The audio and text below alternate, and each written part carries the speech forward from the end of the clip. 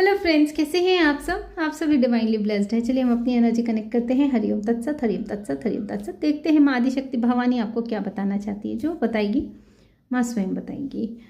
देखते हैं प्रभु किन शब्दों में आपकी इन सब चीज़ों की व्याख्या करते हैं। अनुभव एक शब्द है जो कि शब्द, मर्म, अर्थ, भाव सबसे मुक्त है, जिसकी न व्याख्या की जा सकती है, न जिसमें सिर्फ एक ऐसा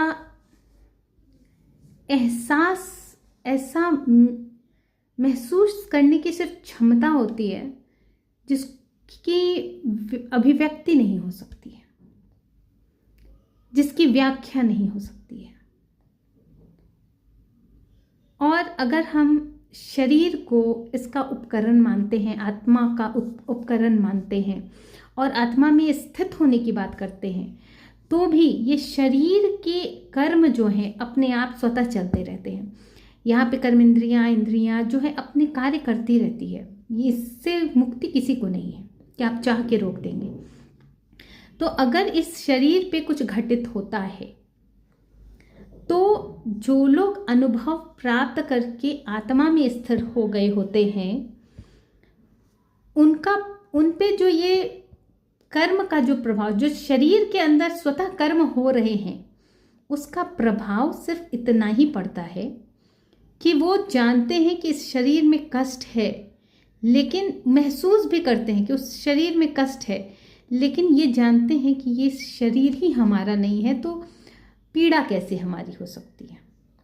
उस चीज़ से मतलब वो अभिव्यक्ति की चीज़ ही नहीं है, वो महसूस कर लेते हैं उस चीज़ को और वो निरंतर उस स्थिति में परमात्मा के साथ रहते हैं जहाँ पे उनको शरीर का सिर्फ भान नहीं होता है।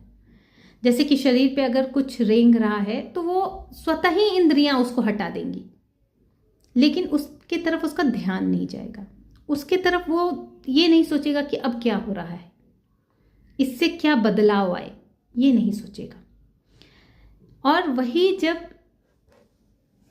उस अनुभव को प्राप्त नहीं है तो वो उसके बाद उस चीज़ों में घुसकर, उस इंद्रिय के माध्यम से उस शरीर को निहार कर, घुसकर उसकी तकलीफों को देखने लगेगा, उसे दूर करने का प्रयास करने लगेगा। तो ये अंतर होता है अनुभव प्राप्त व्यक्ति और अनुभव